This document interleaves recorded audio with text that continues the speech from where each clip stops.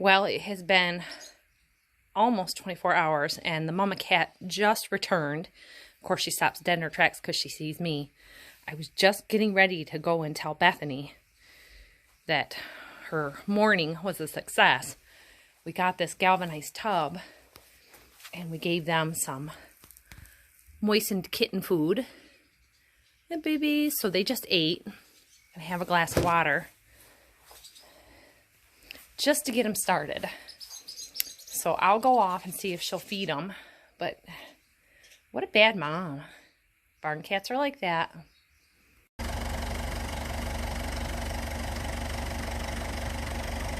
We worked long and hard, but we didn't get it done. So we're back at it again today. And I think since I wore the right shoes and pants, he's gonna want to keep going down that lane this week. This is what wearing the proper clothes and shoes will get you. That's our third load of brush pulled out from this project since yesterday. So pretty good, and we stacked it a whole lot higher and bigger today. I'll tell you, not having the pole saw, having him lifted up into that, it's really just impossible to film him. He's so far up, I'm practically leaning sideways out of the cab to see him, but we are in a lot better shape here. But we figured out a lot of it. He explained to me the chainsaw is set with an inertia like safety stop. So if it thinks you fell or got hit, it cuts out. And that's part of the reason of the stalling, you know, or having to stop it. He moves too quickly because it's such a lightweight saw compared to the other one. Or run a lever. We're in the midst of musical cars, chairs, items, implements. Things have been getting up off of the shop floor for sweeping. This shop was built with the doors the wrong way. Every time the doors open, the winds all blow in all the leaves. So some things have been moved from here and rearranged in that barn, so now 3 tractors can fit in there instead of 2. And that's how we found the little kittens. So that garage hasn't even been touched. I moved one thing and then I got asked to come out and help out here. So we've been hanging things up on the walls, kind of rearranging. The kids use all the snow shovels and don't hang them up. I don't know why all snow shovels don't have a D-shaped handle for hanging up, because this one doesn't have anything. This one's been broke off, but we've got about 3 shovels that we can't hang up. All the snow sleds got hung.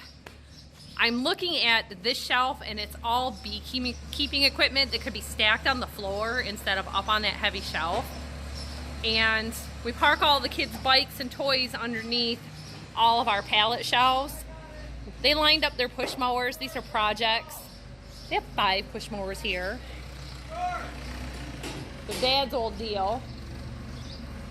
I told him to put the snowblower under there and he didn't want to because he wants to be able to get it. So I'm going to park it under here actually.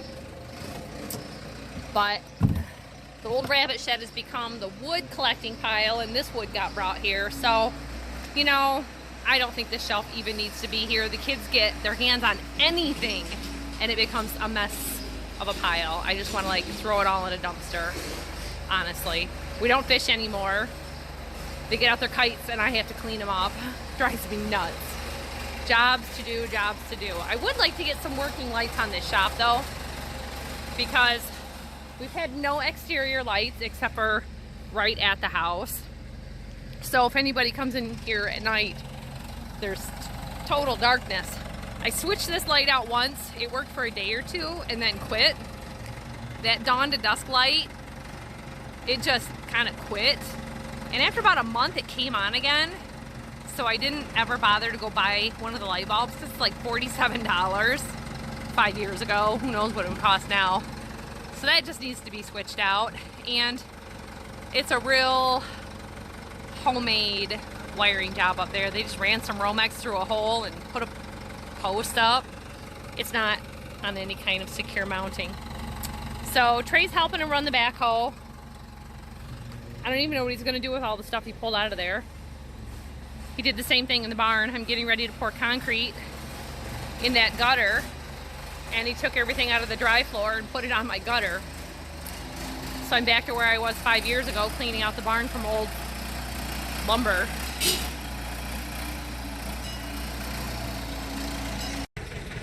I've said over the years in multiple videos how one job turns into another job and you get sidetracked, so it seems like you're never getting anything done. This is why I'm not worried about the house garage not getting cleaned out to put a tractor in. This was hanging up on the wall, and of course I saw it in that last shot. And I have had people leave comments that, oh, it's a little crusty, how about the one in the background? Well, the one in the background sold during winter, and it was in our feed room. And before coming to our farm, it was at another location by a feed room. And there's this white caked on stuff. So it looks like a lot of the lettering is gone. It's actually covered up. So the sign that I sold, the guy sent me a picture of it cleaned up on his wall at home, and you would not believe the difference. Now the trouble is, this is for sale in my Etsy shop. Somebody in Texas wants it because it's Gulf oil. They're down in Mexico, well, I don't know if they're in Mexico, but they're probably New Mexico. They are Texas for sure. And Gulf oil items are not being made anymore, at least not up here. So, $1,300 to $2,000 to ship it down there. Everything's surcharging, and they're doing dimensional weight or dim weight is really, really high. So this is going to sell later, or it's going to sell local. There's different shipping companies called U-Ship, where somebody will actually load it in the back of their truck or their van and haul it. It's 6 foot with this bump out at the edge. So by the time it ends up being crated, it's about 6'6", the one way, which is kind of wide for any truck bed. It ends up kind of tipped sideways. The guy that bought the other sign actually bought it through Etsy and did local pickup. So that was really good. He made a framework in his truck, had it all figured out with like 2x2s and 2x4s, and made his own crate, brought his cordless screwdriver and construction screws, completed the whole deal in our driveway because they had a cabin in the Upper Peninsula of Michigan. So then he was going to travel up through Canada and back home to New York. So we were only maybe an hour, hour and a half inconvenience for him, but he really wanted that sign for his garage or man cave. So cleaning up the old self-serve, any other fuel related signs, but I'll give you a shot of this once it's all cleaned up and show you the difference. I ran to town earlier, and I intentionally parked underneath this tree for shade because every time I wash the car anywhere else, it gets too hot, and then no matter what, I cannot get the spots off of the windshield, even with a product like Rain-X or anything, or even using Windex on the window. So parking in the shade helps to not leave spots on your hot car. I just don't always have that available or the desire to move the car. Well, the car didn't get washed because I decided washing signs pays money. Washing cars is just like mowing grass. It does not pay any money. So I pulled out all my signs and got them all washed.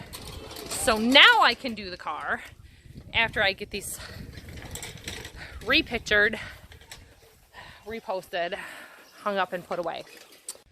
So this is what I have for vintage Petrolina, or Petroliana is the actual spelling of it. And I'll get reposted. This one never got posted for there. He thinks his grandpa may have made this sign, or the guy that his grandpa worked for. So it was one of those things. It's a handmade sign just out of sheet metal. And you can see it's not quite straight. It's a little off that way. But it's just wooden framed, actual vintage sign, and it's just neat. So this is great man cave stuff, especially with Father's Day coming up. So if you're looking for Father's Day presents, we've got 5-gallon buckets, we've got these signs.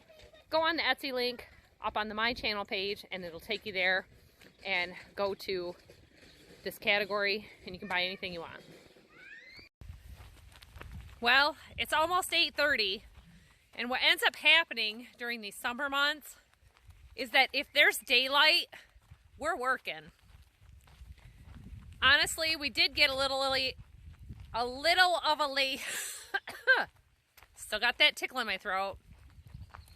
We got a little of a late start today. And we were out here unloading the brush from that job this morning. A lot of times he'll go along this, it's our field row or gravel driveway, and he'll trim it with the sickle bar mower, whatever hay bine he's using. There's the hay field. It's ready to go. It keeps getting rained off, basically. Not enough time to let it dry. So because we haven't gotten to that, the bees are having a hard time getting in and out. And this is the time of the year to be watching them for swarming and doing a divide. I've done a walk-away beehive splits. They get overpopulated or too warm, and maybe the grass is giving them a little shade. But every time I come back here, there's been a couple of deer. And you can't even hardly see those beehives. So that one right there is full. There's 3 others that are empty. Well, I wouldn't mind adding a couple more beehives and doing a split or 2 over the next couple of months. The dandelions are done. The trees basically are done. The last of the lilacs and all those flowering trees like the apple trees kind of finished. The last of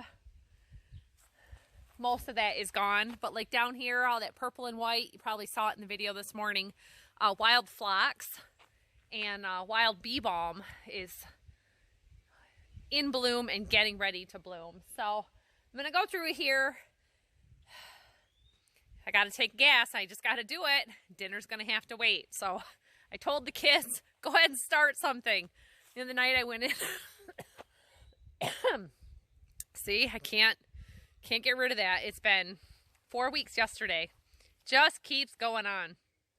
Well, they're going to start some food, and I'm going to work on this, and I'll just eat whatever they made or grab a salad when I go in.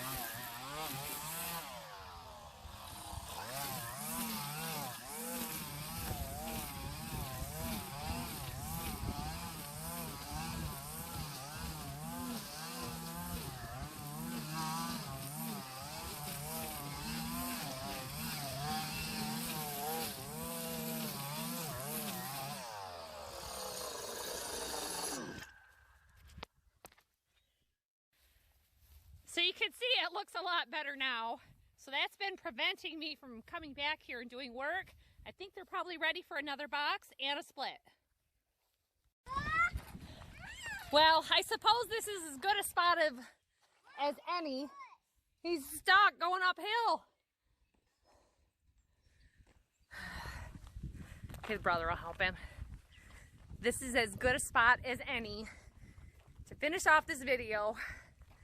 Whew. There wasn't too many bees hanging out on their front porch, but they knew I was there. Some late ones still coming home tonight. I hate to do it late in the day because you know all the bees are home. And I've worked the beehives early in the day when they've all been home. And it backfired. I got stung bad. So I try to be very careful and cautious. I could have suited up for all that, but having a white beehive turn all green, that's no fun to clean up either. So, you know, temperature's dropping a little bit. They're probably clustering for the night, filling their bellies, and tired from working all day just like me. So, last job done. We're gonna go and have some dinner, and we'll see y'all next time. Don't forget that like and subscribe button. Go through those playlists. Watch some more videos if you like. We'll see you later. Bye.